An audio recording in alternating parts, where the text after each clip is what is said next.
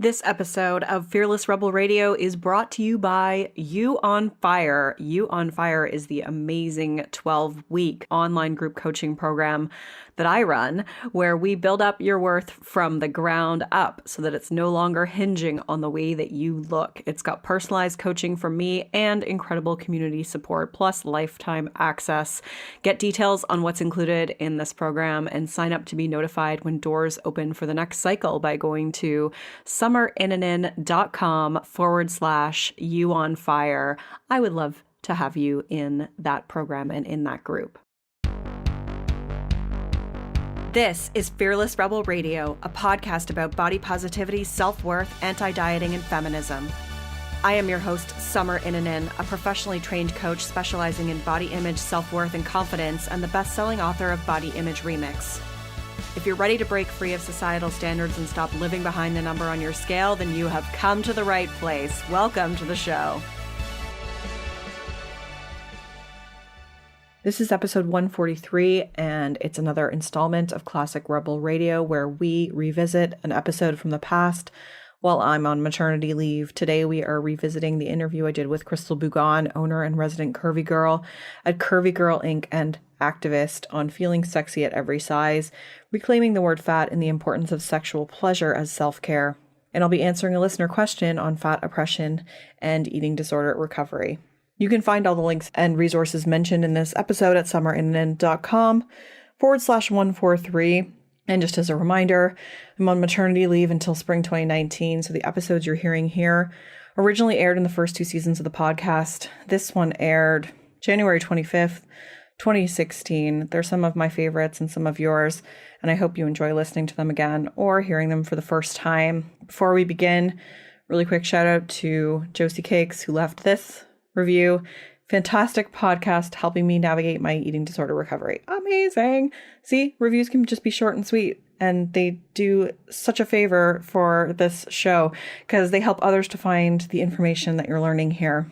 You can leave a review by heading to iTunes, searching for Fearless Rebel Radio, then click ratings and reviews and click to leave a review or give it a rating. If you haven't already done so, definitely subscribe to this show via iTunes or whatever platform you use, and don't forget to grab the free 10-day body confidence makeover at summerinanen.com/freebies with 10 steps to take right now to feel better in your body. Today's listener question comes from Nadia, and it's broken into a few different questions. So question number one is, what is the line between having an eating disorder and societal pressure? Is there a line, or are they completely different things? Second question is fat oppression discussed in eating disorder recovery spaces where there are thin people? Because fat people have to address it every day because it's part of their existence. And third question is, where is the line between being self-conscious as a human and fat shaming? For example, when a thin person voices body dysmorphia, are they body shaming others? Can a fat person tell them that it's ridiculous and that they should not engage in it? So I'm going to answer each of these three individually. So first question, what is the line between having an eating disorder and societal pressure? Is there a line, or are they completely different things? So eating disorders operate on a spectrum, and I'm definitely not an expert in eating disorders at all. That is not my area of expertise. So I highly recommend checking out the podcast I did with Jennifer Rowland, which is episode number 93, where we talk about the difference between disordered eating and having an eating disorder. And societal pressure is certainly one component of an eating disorder, but there is also a biological and psychological component to it as well. So there is a difference, I think, between being just like a chronic dieter who has a messed up relationship with food and someone who has an eating disorder. But societal pressure is certainly something that influences an individual in both of those circumstances. Second question, is fat oppression discussed in eating disorder recovery, in particular when there's thin people? And I don't think it always is. It's not. Unfortunately, there's still a lot of fat phobia in eating disorder recovery spaces. And again, I've only heard this through experts such as Jennifer Rowland, who was on episode 93, and Colleen Reichman, who was on episode 123. They both talked about this, where they mentioned how fat phobia is sometimes reinforced by therapists or eating disorder specialists. For example, you might come across a website for someone who treats eating disorders, but they say they also treat obesity. that is fat phobic. Or I've heard of people who have worked with therapists where the therapist has said to them, don't worry, you won't get that big. And all that's doing is reinforcing fat phobic beliefs. So yes, fat acceptance needs to be a part of eating disorder recovery. They cannot operate independently, without fat acceptance. I don't think someone can fully recover. And I think that if there's subtle or overt fat phobia happening within an eating disorder recovery environment, then that person is never going to heal completely. And so, yes, I think that there's a lack of it. I think that that has been acknowledged, and there's a lot of health at every size practitioners that are trying to change that. I know I follow Hillary and Dana from Be Nourished, like Carmen Cool, like they're always at these conferences where eating disorder recovery is being brought up, and they are really trying to encourage health at every size and fat acceptance being incorporated into that recovery process. So I'm hoping that it gets better, but it is still there right now. Third question, where is the line between being self-conscious as a human and fat shaming? So when a thin person voices body dysmorphia, are they body shaming others? Can a fat person tell them it's ridiculous and they're not engaging in it?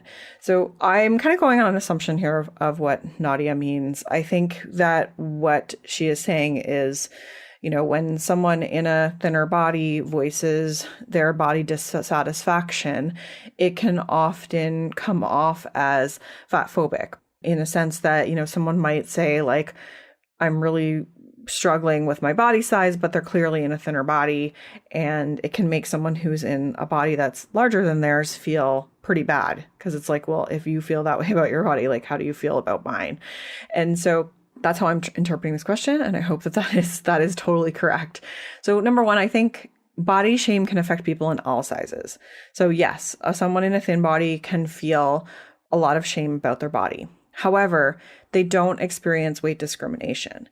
And that is really important. We cannot say that someone who is in a thin body experiences body shame on the same level, or this has the same experience as someone who is in a larger body.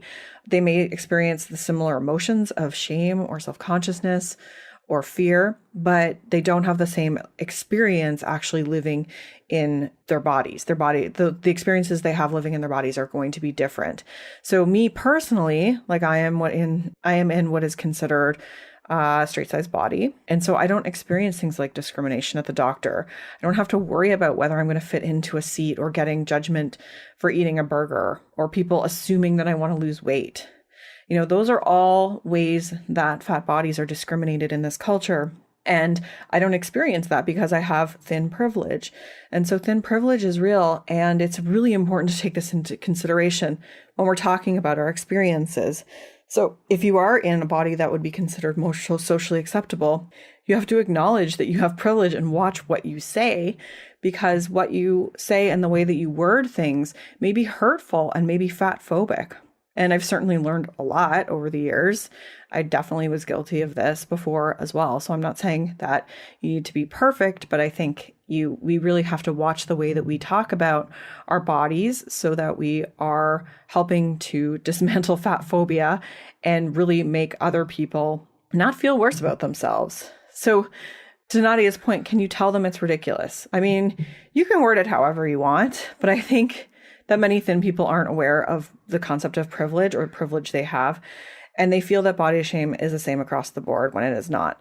So I think choose your battles, choose where you feel it's appropriate to intervene or speak up. But I think as someone who is in a smaller body, so speaking from my personal experience, we should be the ones speaking up to these other thin people too. If we hear that, we should say, hey, please don't say that. So for example, if someone is using fat phobic language to describe themselves by saying something like, oh, I feel so big, like that's fat phobic.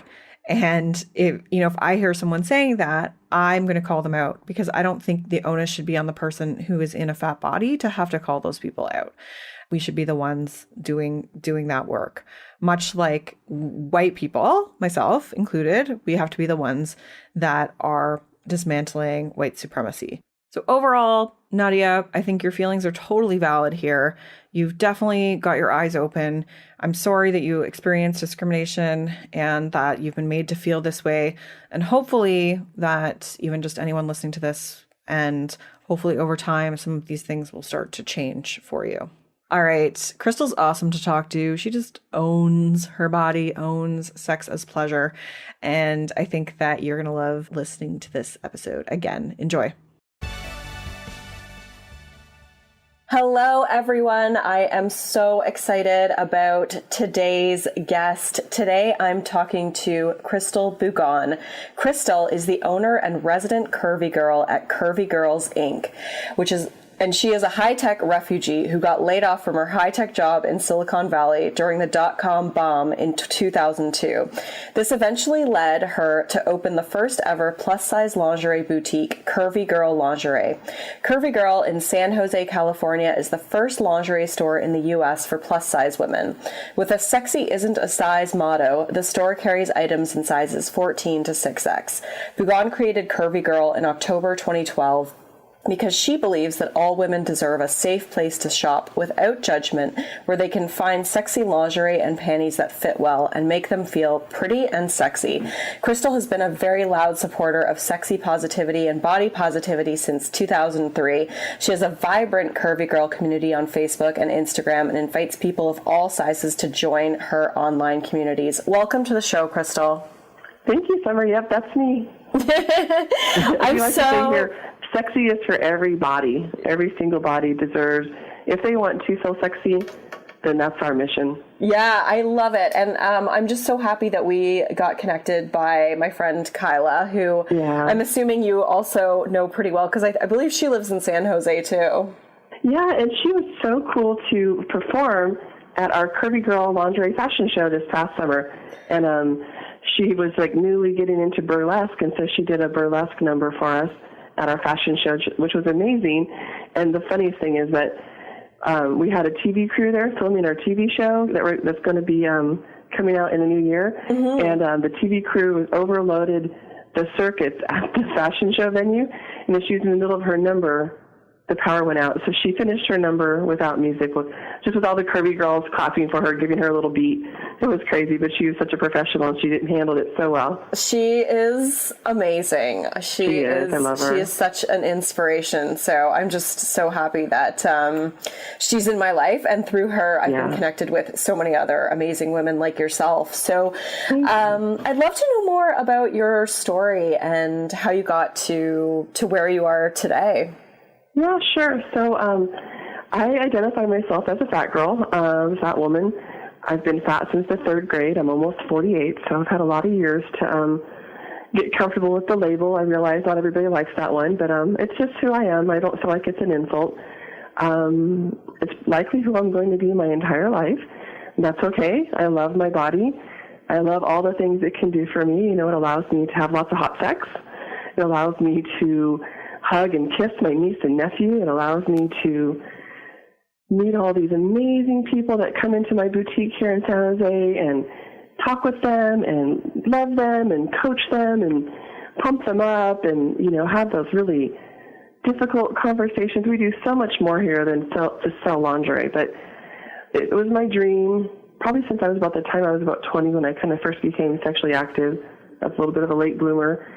And I've always had partners that wanted me to see my fat body in lingerie.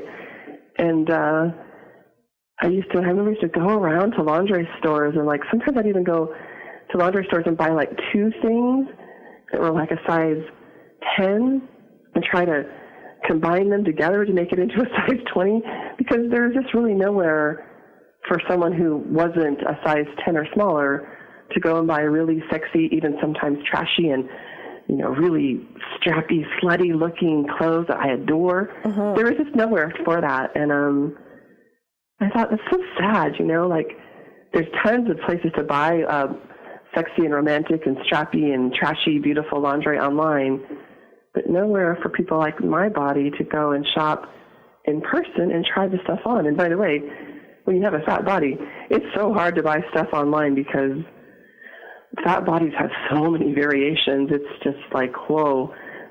So for me, when I was trying to buy lingerie online, I would be so disappointed time and time and time again. So all those sort of life experiences and me wanting this kind of led to me going, you know what? I can't be the only person that wants sexy lingerie. I just can't. There's got to be other women who are size 14 to size 28 that want the same stuff. I can't be alone in this. Yeah. And so what, how's business been for you since you opened the store? Well, I'm not going to lie. It's a hustle. I mean, when I worked in tech here in Silicon Valley, it's well known for, sucking the soul out of you, because when you work at Google or Facebook or Oracle, you literally work all day long, 7 days a week. But they mask it a little bit, like with, beer bashes and, fun stuff, but they really don't want you to leave. They want you to sit there at your computer and write code and whatever. So I did that for 15 years, but I hustled. But owning your own business and owning a retail store is a hustle, because even though I'm not here in the boutique 7 days a week, although some days I am, there's also other stuff to do, promoting it, blogging, connecting with other bloggers, all this stuff, how it is to run a business. And it's sometimes a little bit of retail jail, because we are stuck here, when the hours are posted. But it's just so rewarding to work for yourself 7 days a week, and also know in my heart that I'm helping a lot of people. It really makes my heart smile when I get a customer who, she'll tell me, gosh, I've driven here 3 or 4 times. I've just never been brave enough to come in. And they walk in the door, and sometimes they're trembling, a little bit, tears, They're nervous because they're used to stores at the mall where you get a lot of shame and embarrassment, because clearly that store has nothing in your size, and why are you here? And anyway, they walk in there a little nervous, and then they walk out holding their head high and, a bag in their hand, and they're just so excited, like, my husband or my boyfriend or my girlfriend's going to be so excited. And it really does fill up my heart. It just makes me want to burst with joy. It's so exciting to see these women sort of, and men too, but transform, just in a half an hour trip to our boutique. It's really, I get choked up even thinking about it. It's really emotional. Yeah, it's such a beautiful thing to be able to not only, have a business, but also to be able to really do something of service with that. It's just, it must just light up your heart every day to be able to help women connect with, this piece of themselves that maybe they haven't allowed themselves to connect with before. Yeah, for sure. And sorry to get emotional on you, but yeah, it's like people come here and they tell me things like, I've lost myself. I don't know how to find it again. I've lost that sexiness. I don't know how to be sexy. I don't know how do I even wear lingerie, because we've had so many messages our entire life. Of course you're fat. You're not wearing lingerie. Are you crazy? Yeah. That's what the media and the world would tell us, honestly, when I opened my store and I was looking for a place to put my boutique, I had this one company that I was thinking about renting from them, and they asked me, so they make lingerie for fat people? I'm like, oh my God. Yeah. And then they said, you're going to try to compete with Victoria's Secret? I'm like, nope. These people couldn't understand it, and it's not just people that are renting retail spaces. It's my customers that sometimes don't believe it, that it's okay and that it's beautiful, and that you can be a 6X and wear lingerie. So as a business owner, I have a few challenges. It's like just letting people know I exist, but then also letting people know that you do have permission to dress as trashy or sexy or as romantic or as revealing as you want to, and know this kind of stuff is not just for people who are size 2. It's for everybody if you want it.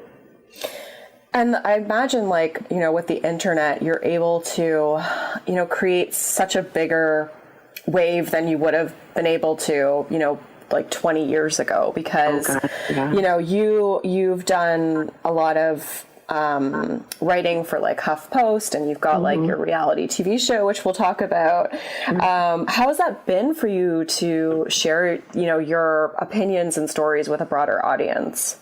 Yeah, it's sometimes a little overwhelming, mostly it's super rewarding, and it's always mind-blowing to see, there's people following me on Facebook or on my blog that are, in Newfoundland and Pakistan and London and Scotland and Australia, And, they're even ordering from us because we do ship all over the world. It took us a while to figure that one out, but we finally figured it out. And, the same struggles going on, in Brazil and Portugal, there's so much racism and sizism here. And you just hear the same thing from every single corner of the world. And I never would have dreamt, honestly, that we would have this amazing community.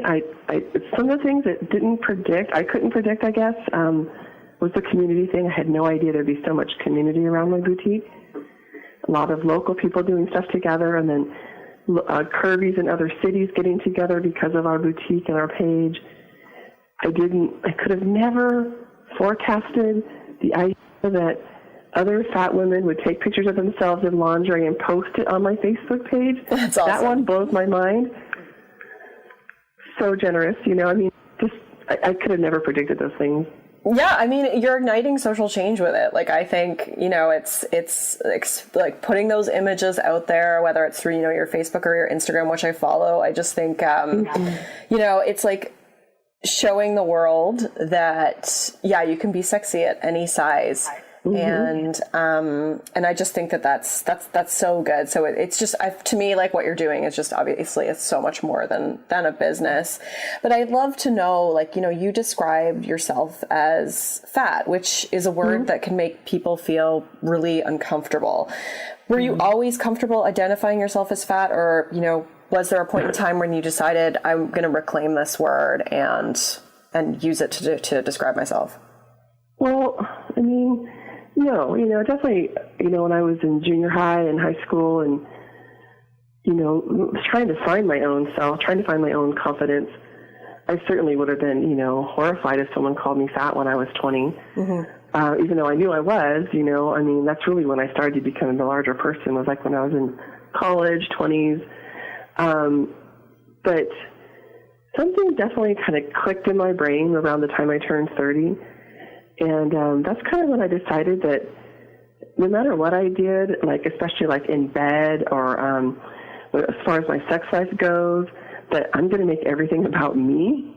And then I discovered the more I made things about me, the more my partner just was like along for the ride, like, hell yeah, get greedy, Chrystal, because like the greedier you get about your own pleasure and your own needs and not being afraid to ask for what you need, whether that's in life or in the bedroom, things just get a lot easier, and it was right about that time, I think, when I kind of developed the I don't give a fuck attitude, and that's kind of when it all changed for me. So that was like that era of my life where I was like, yeah, no more. Not going to worry about pleasing other people, not going to worry about what people expect me to do. And then I'm like, this body has done so much amazing stuff for me. Why aren't I loving it more? Why am I denying it so much? Why am I hiding? Why am I playing everything so safe? Why am I wearing black everywhere? Like I tell my customers, you can buy all black lingerie. That's lovely. We'll be happy to help you. But no matter how much black you wear, we can still see how much space you take up. So why not put a little splash of color there? If your partner's getting naked with you, they know how big you are. There's no hiding it when you're having sex with someone. So there's no need to try to camouflage it. And I realize that's in theory, that sounds great. It's not always that easy to work on it in real life, but at least start working on it, and start going, yeah, man, this person keeps showing up with me naked over and over and over and over. They're into you, Yeah. Go for it. Let it go. Have fun. Yeah, I think that's so awesome. I love how you said, ask for what you need, like, in the bedroom and in life. Cause I feel like that's something that as women, we're told that we shouldn't ask for the things that we want, like there's some sort of shame associated with that. And, Denise Jolly is part of our TV show Plus Life, and we were talking, and we did like a fat girls pole dancing kind of thing at my friend's pole dancing studio. And I was talking about something, and she's like, you know what? Boundaries are sexy. And it's like, that's right. Boundaries are sexy. I love that. You set the boundaries about how people can treat you. That's hot. I mean, someone who knows exactly what they want or exactly what you do not want, that, to me, in a partner, that's exactly what I'm looking for. I want someone who knows what they want and what they don't want, and there's no gray area. You know, it's I don't know, get greedy. Like I said, get greedy about what it is you want, and don't be afraid to ask for it in all things, because it just makes life so much more simple if you're not running around always trying to please someone else. Yeah. And I think like, you know, talking about, you know, what it means to actually like love your body and like to feel sexy. Like, I think, you know, you really nailed it there by saying, like, tying it to, it's not just about like this internal feeling of sexiness, but it is about like asking for what you need and setting boundaries. And I think that that's such an important thing for women to know, that it's okay to do that. And like, that is sexy, and that is how you feel more empowered on the inside. Oh, so much so. And you feel more in control of your life. And another thing that I like to talk about here at my boutique, and I've written about this a lot too, which is we don't settle. Don't settle for crappy partners, you know. Don't settle for family members that make you feel like crap about your body. Don't settle in anything, because you're just shortchanging yourself. And, you know, unfortunately, a lot of times women of size will settle for a partner who maybe they won't be seen with you in public. Yeah. You know, hello. Like, no.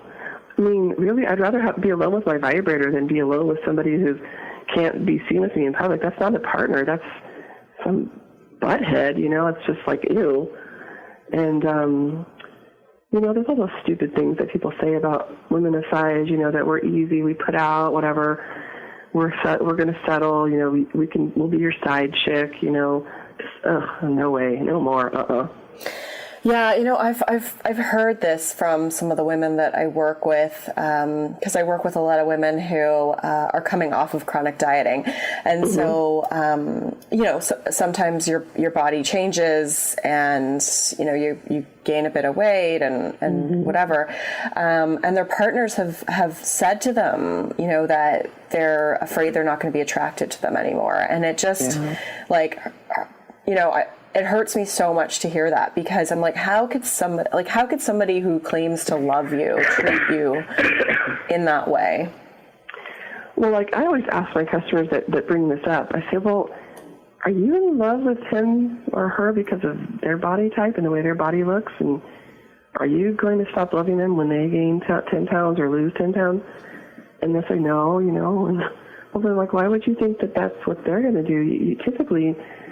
People are in love with the person, not their body. Now, of course, there are a percentage of people out there who will only date certain body types, and that's fine. They can have each other, you know. But, like, more than likely, if that's one of the things that your partner's, they're either staying or not staying because of, I say, you know what, go ahead, bye-bye. If you don't like my body in 10 pounds or 50 pounds, I mean, let's face it, humans, our bodies go up and down, especially women, all over the place, because of our cycles and menopause and hormones. And I mean, you have to love me always, not just when I'm some perfect body type. Otherwise, I'm really not interested in you. Yeah, and I often think it's just like, it's such a bullshit statement, because like attractiveness is, to me, like it's not a body shape. Like there's just so much more that what connects people from like an attraction perspective. I try to tell my customers, how about instead of having like a type that you're attracted to, how about your type be someone who's kind? That's your type. Like, I only date tall men because they make me feel thinner. I only date tall women, or, you know, women who make me feel like I'm more petite. And like, God, that's ridiculous.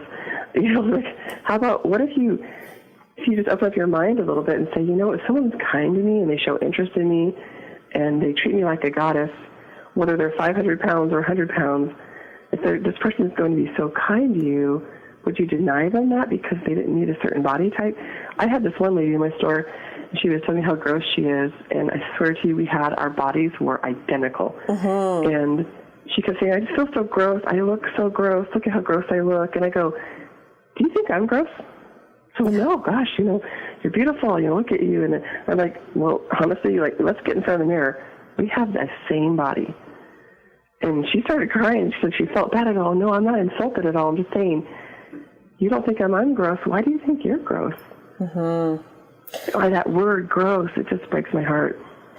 Any term like that is just, it's basically speaking to shame, it's just the language that we use to say, I feel ashamed of myself, and so it's really about changing, your attitude and your mindset and not the exterior, because that doesn't change the interior. Even if that woman did, lose weight, she would probably still use those same words to describe herself. Probably, and that's why she got emotional too. She was like, I don't know, why do I call myself that? And I said, I don't know, but you have to change those internal tapes first. You can't keep saying that word to yourself inside of your head and then expect to feel good in a piece of lingerie. You have to say things like, damn, I'm hot, look at that, hell yeah, I'm beautiful. Yeah. And then you start to get that confidence and get that mojo going, and just wear it. Like I try to tell my customers, if you're going to buy this, promise me you're going to do one thing, which is just wear it like you were born with it, because if you go out there with your partner and you're like, oh, and you're hiding in the bathroom, and that's not going to own the moment. If you're going to do this, you need to rock it. You need to be prepared. Just do it. Just change that mindset. Even for half an hour, just rock it and just go out there and own it. Yeah, so let's talk about that a bit, because I think a lot of times women put that stuff on hold, right? Like they think to themselves, like, I don't want to put on the sexy lingerie, or I don't want to take a more dominant role in the bedroom until I feel more comfortable in my body. But I believe that we have to kind of just step into that fear and do it in order to feel more comfortable with our bodies. What's your take on that? Yeah, I agree. I definitely have customers who tell me, I just want to try some stuff on today. I'm just still learning, and but I'm on this new cleanse, and I'll come back in like a month. And I was like, that's fine. Of course, you're welcome to try on stuff here all day long with no obligation to buy. I said, but really, you could be hit by a bus tonight, so all you really have is right now, this moment. And life is very short. It can be, and sure, feel free to do whatever you want to do. I absolutely believe in people can do whatever they want to do. I don't ever suggest people not go on a diet or go on a diet. To me, it's none of my business. I just want to help you feel sexy right now. And I just try to explain to them, all you really have is this moment in time. And I would say, stop putting stuff on hold, because, a whole lifetime could go by you while you're waiting to lose that last 50 pounds or that last 10 pounds of baby weight or whatever. And before you know it, your kid's 18 and you never rock that laundry because you're always waiting for your last 10 pounds to go away. And it just, I definitely have people coming here all the time. They go, I haven't been nurturing my love life. My husband and I have been parenting, and we've been married for 20 years, and now the kids are gone. I have no idea what to do now. I don't know how to wear laundry. I don't know how to be that sexy vixen anymore, because I put all that on hold. And I'm like, yeah, that's the thing. You can't put that stuff on hold too long. You got to always be nurturing it, just like you always have to be nurturing your own confidence, your own internal dialogue. You have to be working on it all the time, I think, because it is a discipline that you have to learn, I think. Yeah. I know a few people that are just like, no, I never have a down day, but I would say 99.9% of people definitely have our inner mean girl going on. Oh, yeah. I think that if there's a 1% who says they don't, they're lying, because it's part of our psyche. Like it never goes away. We just learn how to respond to it. We learn how to not take direction from it. And we learn how to minimize it, but it'll never go away completely. I just think that's it's ridiculous to think that. We're human. We're going to have days where we feel more critical of ourselves for one reason or another, whether it's about our body or something else. Yeah, and for sure. I have these days too. I've definitely, there's certain days where I'm like, can we just light a candle today, babe? I'm not having the best body image day. And my partner gets it. He knows, you can only do so much. I was telling him, we had some really hot sex the other day, and I told him, oh my gosh, I didn't, my tummy, and he's like, Chrystal, how many more years do I have to convince you that I love your tummy? And I was telling him, we don't exactly celebrate a large tummy in our culture.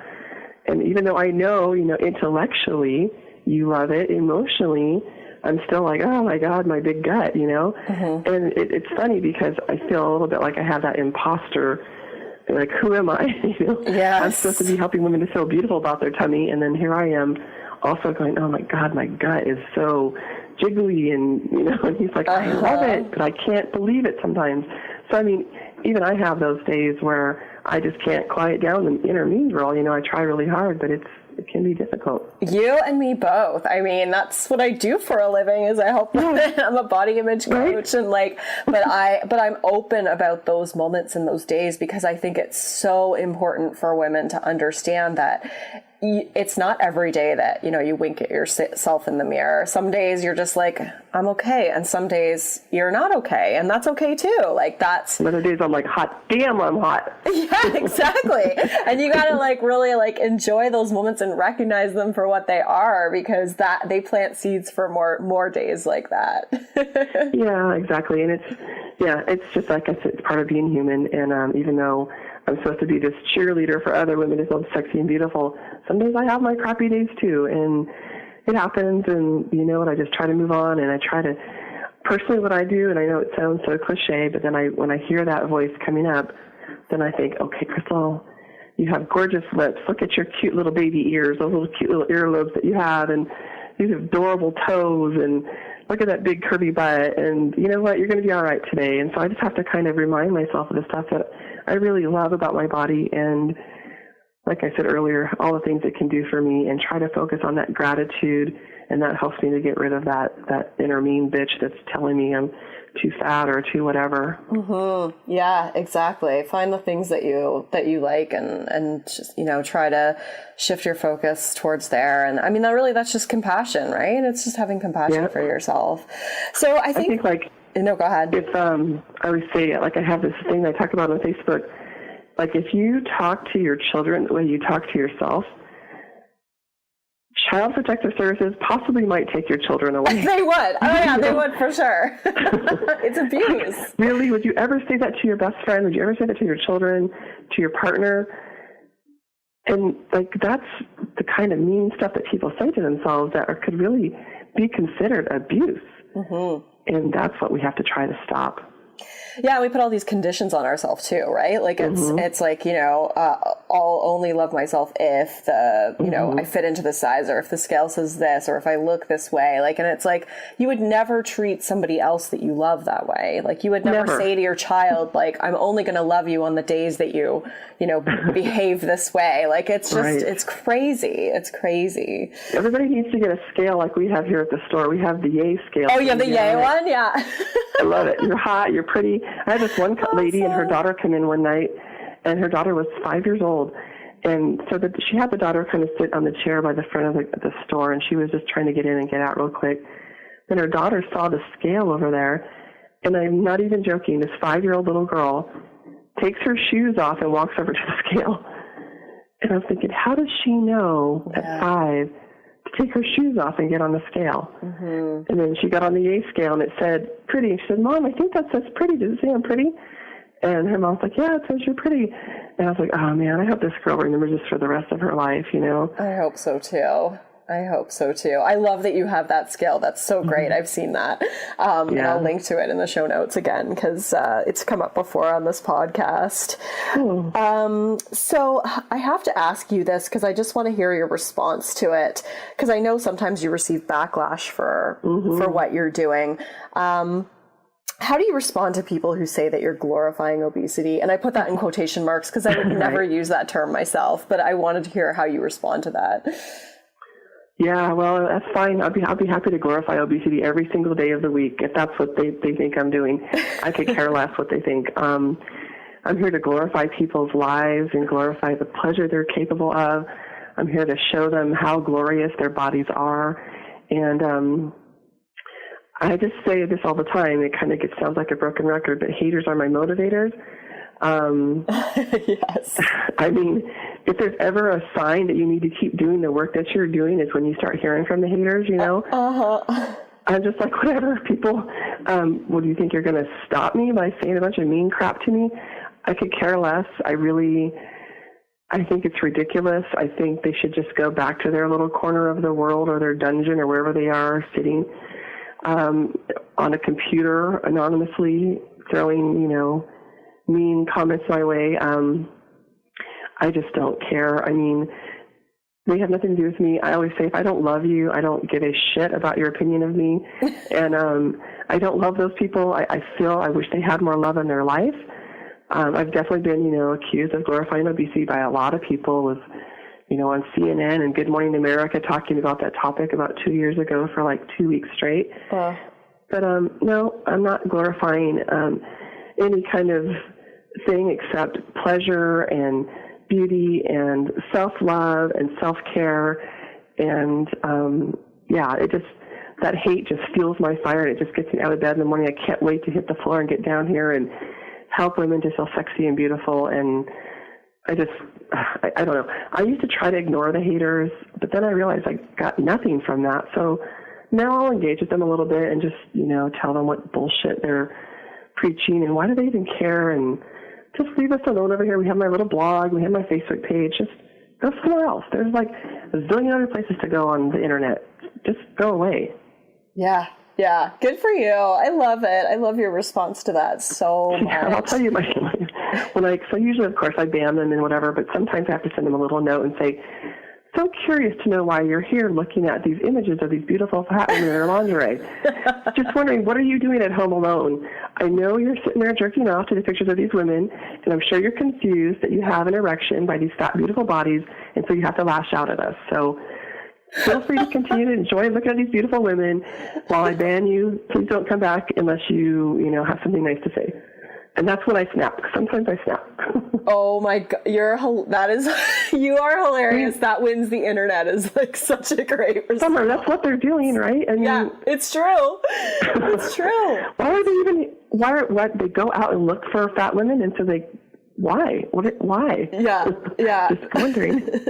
That's the thing with the internet. It's like there's always spoofs on like comedy shows and stuff about what the trolls really look like. It's like, or what they're just like these like men and like toques with their glasses like sitting at the computer. Like I applaud you for taking a stand on it because and I love how it just fuels your passion and your fire to help women. And I think your response to that is just awesome. So thank you for that. Of course. I want to talk to you about your show. So tell me about Plus Size Life. Sure. So we opened my boutique, a little over 3 years ago now. And pretty much as soon as we opened, people started coming around asking us about creating a TV show about my boutique. And we got involved with 3 different production companies.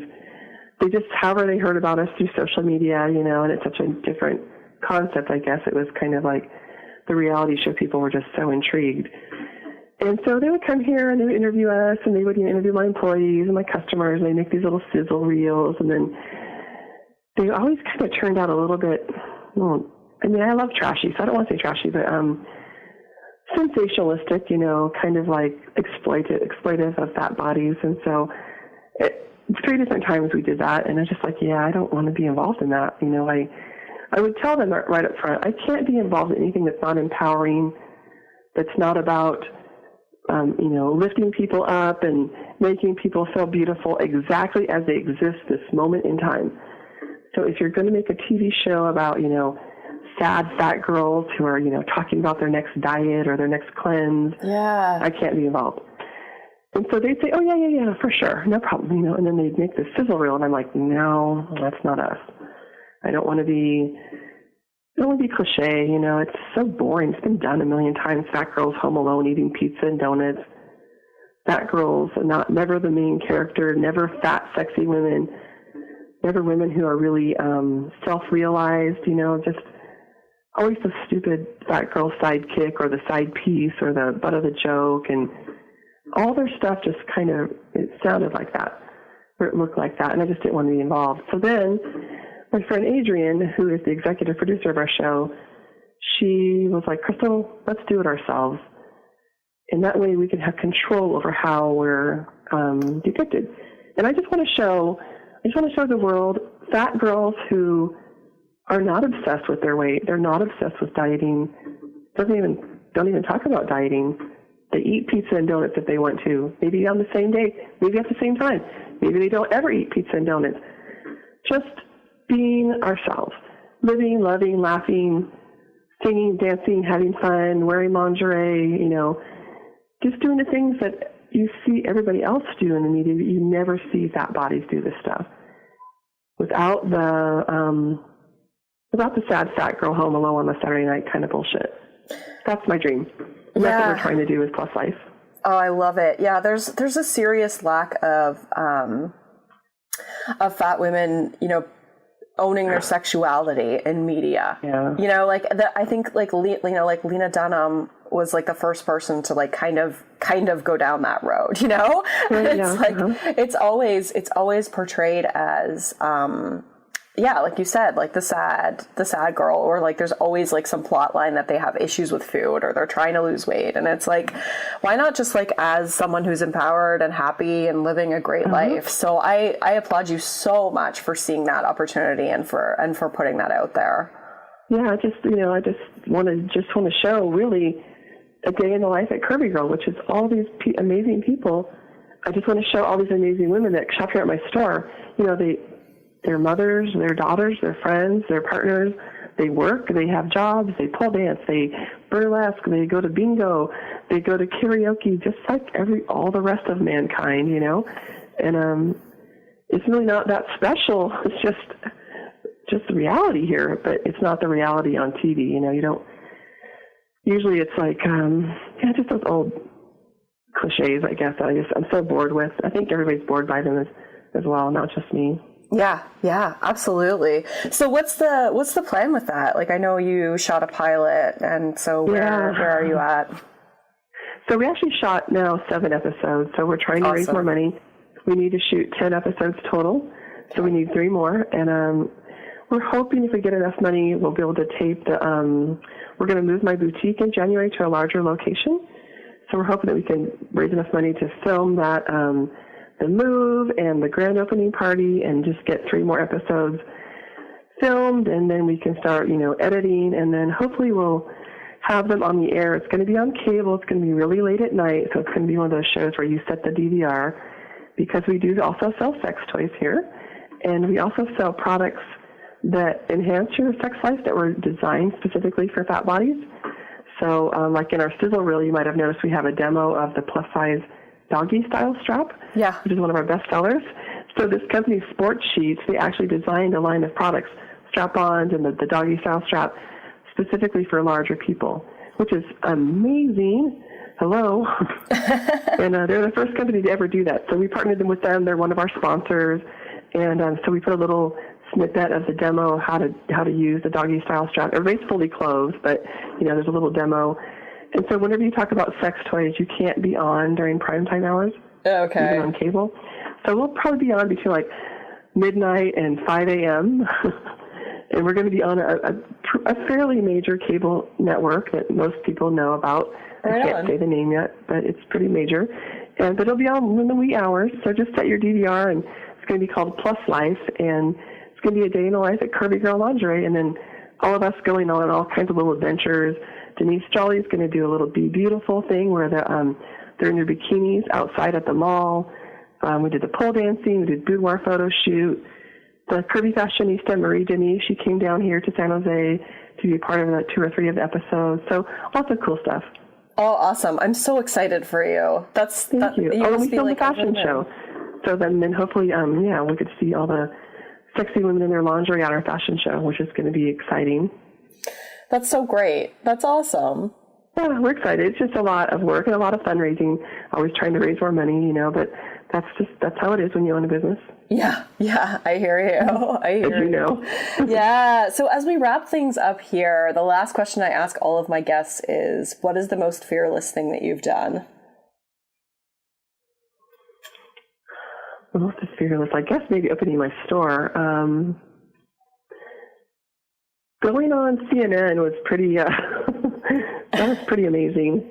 That was kind of like gut check, you know, moment. I can imagine. I was like, what now? CNN? Okay. I never thought I'd be on CNN, especially talking about lingerie and a plus-size lingerie boutique, So That's awesome. The funny thing is, though, when I was on CNN, we did it via Skype. So I'm in my house, and I have my laptop set up and, have it so the camera's got my face, whatever. On the other side of my laptop, there's my boyfriend, buck naked, running around like a crazy person trying to distract me. Are you serious? He's so funny. He's just a goofball. Wow. I'm trying to be all serious on CNN, Oh my God. I now have to look up that clip just to see if you can see that in your face at all. Yeah. You'll notice I smile a lot, Sometimes I tell people, am I smiling or do I have my remote control vibrator in my panties? You never know. Oh my God, you are awesome. I just think we've had so much fun together. That's great. Thank you, Summer. Well, thank you. What about you? What's the most fearless thing you've ever done? Oh, so I probably had a different answer before I started recording this show, but after hearing so many people, I think it's kind of changed my own perception of it. So I think for me, it was giving up dieting. My career as a dieter and just being like, fuck it, I'm just going to be happy in my body and start living my life. And so that I think was probably the biggest thing for me. That's amazing. What about writing your book? That was pretty big too. Yeah. So putting myself out there, the fact that my dad, emailed me this morning being like, I downloaded your book, the amount of cringe factor that I had when I read that, cause I'm so comfortable talking openly about my personal life, to the internet and through the podcast. But when it comes to people I know, I don't know. It's just that's a whole other thing I need to work through in and of myself. Is why I cringe about that kind of stuff. Why I close up at the idea of my mother reading my book. But I'm perfectly happy with 5,000 unknown people downloading it. So. Right. Let me tell you, I feel your pain because I have a book about how to give a gourmet blowjob, a book about 9 tips for pain-free anal sex, and all ebooks, an ebook about hot sex and Curvy Girl. And yes, my mom's like, oh, could you send me a copy? I'm like, oh my gosh, Mom, no. Yeah, you're like, I don't know, Mom. Because, she's with my dad and she's having sex with my dad. I'm just like, ew, Dad, no, gross, Mom. Yeah, especially if they're bringing it in the bedroom, being like, what's our baby saying about this? Yeah. Oh, you're amazing. You're such a gem. I just love that I was able to connect with you and have you on here. So thank you so much for all of your time. I really appreciate the opportunity, and I'd love to support you in any way I can. And definitely let me know when it's time to promote it. And I know my listeners and my followers would love to tune in and check it out too. So thank you. Thank you, Summer. I really appreciate it. Yeah. Oh, before you go, where can people find more of you? Oh, sure. Curvy Girl Inc. is my website and blog, and from there you can link to our lingerie from there. And then, Facebook, it's just facebook.com/Curvy Girl Inc. Instagram is Instagram/Curvy Girl Lingerie. We're in San Jose. That's where our boutique is. I'm really easy to find online. If you just look up Curvy Girl Lingerie San Jose, you'll find me pretty much everywhere. When you have a retail location, you kind of have to get around a little on social media. So I'm pretty easy to find. But yeah, just look up Curvy Girl Lingerie or Chrystal Bougon. I even have a Wikipedia page now. I'm like, whoa. I know. That was so cool. I was like, I was reading that. Yeah, and then we have, on Yelp and Google and just everywhere. So it's pretty simple to find us. Right on. Well, thank you so much again. You're just amazing, and I can't wait to share this with everybody. Awesome. Thanks, Summer. I appreciate it. Rock on. I hope you feel inspired and revved up after that episode. You can find the links and resources mentioned at summerinnanen.com/143. I'll be back again in a couple weeks with another classic episode. Rock on. I'm Summer Innanen, and I want to thank you for listening today. You can follow me on Instagram, Facebook, and Twitter at Summer Innanen. If you haven't yet, go to Apple Podcasts and subscribe, rate, and review this show. I would be so grateful.